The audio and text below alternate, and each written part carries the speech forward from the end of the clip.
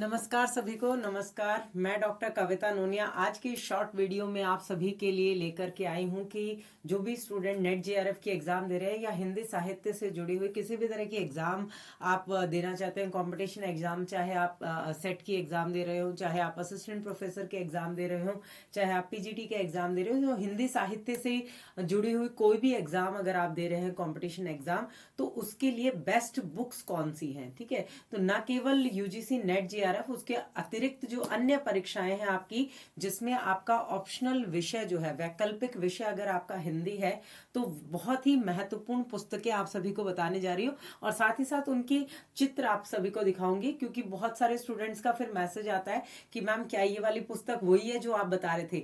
तो with images जो है वो आप सभी को यहाँ पर मैं दिखाऊंगी कि कौन सी पुस्तक आप सभी के लिए, कौन सी यूनिट वाइज जो है वो आपके लिए बेस्ट रहेगी। तो आपकी 10 यूनिट है आपके सिलेबस में, और ये जो 10 यूनिट है यूजीसी नेट जेआरएफ की, ये मोस्ट इंपॉर्टेंट आपकी सभी जो भी आपकी एग्जाम्स है उनका एक आधार कह सकते हैं।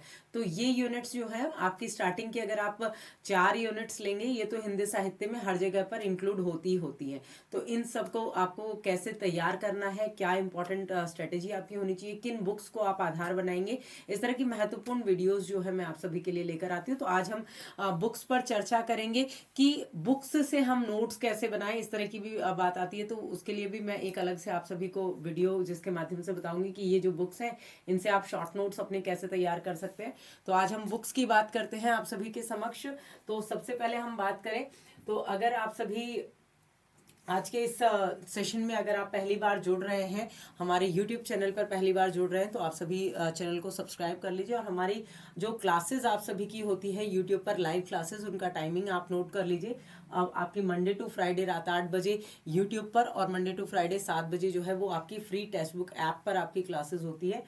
वेरी इंपॉर्टेंट आप सभी के लिए, सभी कक्षा परीक्षा संबंधी महत्वपूर्ण जो आपकी सूचनाएं हैं और आपकी क्लासेस हैं, आपके एनटीए द्वारा जो भी इंपॉर्टेंट अपडेट्स होते हैं, उनके लिए आप कविता मैम टेक्स्ट बुक का टेलीग्राम का ग्रुप ज्वाइन कर लीजिए, जहां पर आपको सारी सूचनाएं मिलती रहेंगी। तो आपकी फर्स्ट यूनिट, ज्यादा समय आपका ना लेते हुए, यहाँ पर वेरी इंपॉर्टेंटली हम बात करने वाले हैं कि फर्स्ट यूनिट जो है आपकी, वो आती है आपकी हिंदी भाषा का उद्भव विकास। तो देखिए, जब भाषा की बात की जाती है और व्याकरण की बात की जाती है, जब भाषा को व्याकरण सम्मत करने की बात की जाती है, और जहां से मोस्टली क्वेश्चन भी आप सभी का पूछा जाता है, तो आप यहाँ पर देखेंगे कामता प्रसाद गुरु की जो पुस्तक है, वो आपका भाषा का जो व्याकरणिक वाला जो पूरा पार्ट है, उसको लेकर के आप यहाँ पर इसको इंक्लूड कर सकते हैं, जिसके माध्यम से आप व्याकरण वाले पूरे पार्ट को इसमें क्लियर कर सकते हैं। ठीक है, अगली आप देखेंगे तो इसी में जो फर्स्ट यूनिट है आपकी, फर्स्ट यूनिट में ही पहला तो व्याकरण का पार्ट हो गया, फिर भाषा विज्ञान, जिसमें आपके स्वनिम वगैरह की व्यवस्था है,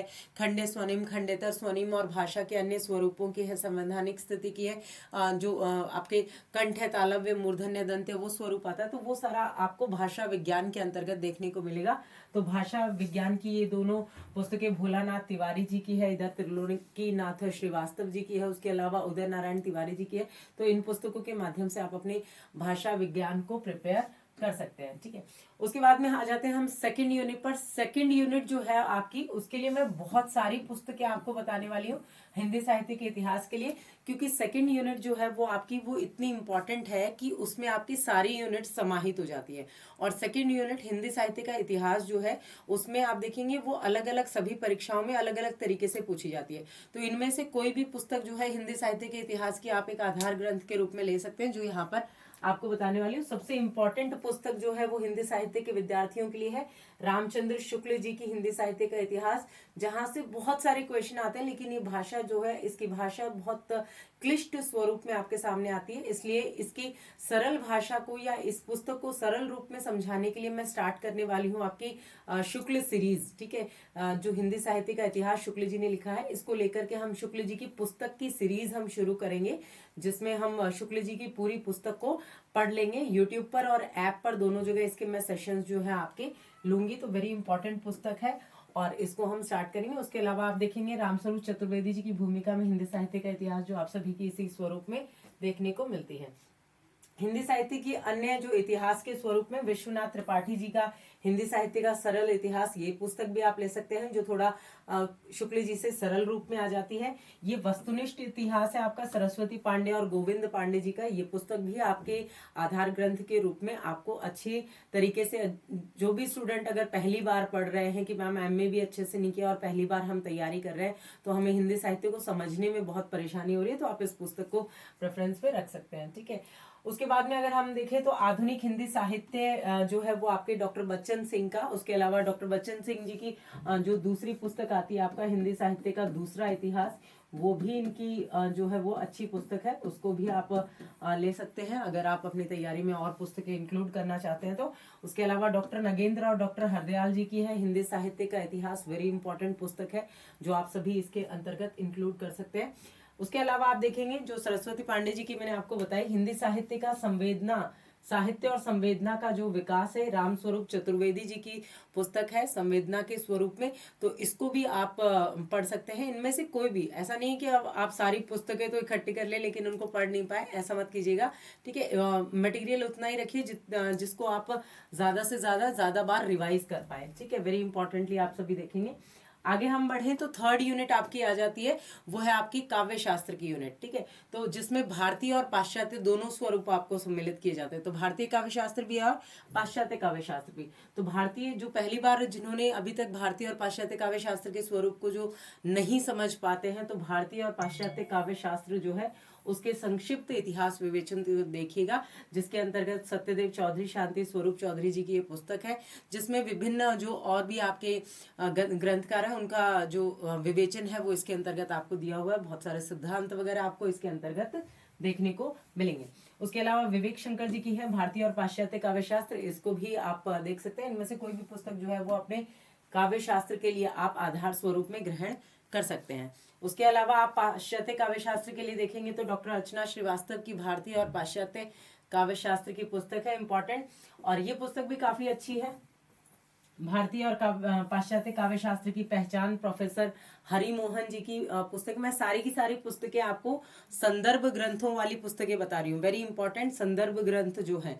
ठीक है, जहां से क्वेश्चन आते हैं, जिनको एनटीए ऑथेंटिक मानता है। ठीक है, कोई भी गाइड वगैरह जो है वो नहीं बता रही हूँ आपको, इंपॉर्टेंट बुक्स बता रही हूँ जो आप रेफरेंस बुक के आधार पर इंक्लूड कर सकते हैं। फिर बात करें तो भारतीय और पाश्चात्य काव्य शास्त्र, सत्यदेव चौधरी और शांति स्वरूप जी के, ये संक्षिप्त विवेचन के स्वरूप में आप सभी की आएगी। त्रिलोकीनाथ श्रीवास्तव जी की आप देखेंगे भारतीय एवं पाश्चात्य काव्य शास्त्र का जो स्वरूप है वो आपको देखने को मिलेगा। तो इनमें से कोई भी आप पुस्तक देखना चाहें कि मैम अभी तक हमने भारतीय और काव्य शास्त्र को, पाश्चात्य काव्य शास्त्र को डिटेल में नहीं पढ़ा है, तो हमें क्या पढ़ना चाहिए। उसके बाद में आपकी जो हिंदी कविताएं हैं वो तो काव्य आपको अलग से ही सभी कवियों की कविताएं देखनी होती हैं।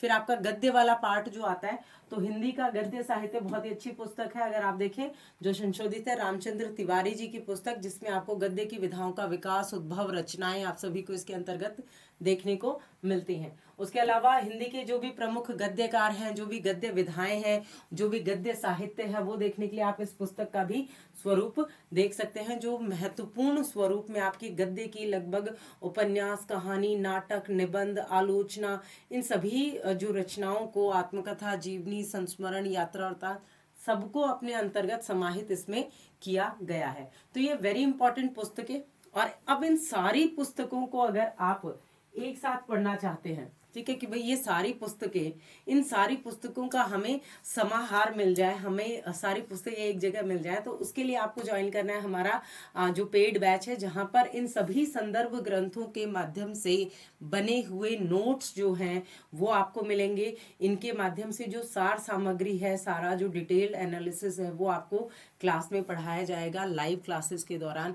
तो आप सभी हमारे इन पेड बैच से जुड़ सकते हैं, जो आपका जून जेआरएफ के लिए चल रहा है, और इसी स्वरूप में आप सभी के लिए इम्पॉर्टेंट और भी जानकारी, इम्पॉर्टेंट और भी वीडियोस मैं लेकर के उपस्थित होंगी। बहुत बहुत धन्यवाद आप सभी का, और इन उपयोगी पुस्तकों के माध्यम से आप सभी जून जेआरएफ क्लियर कर पाए।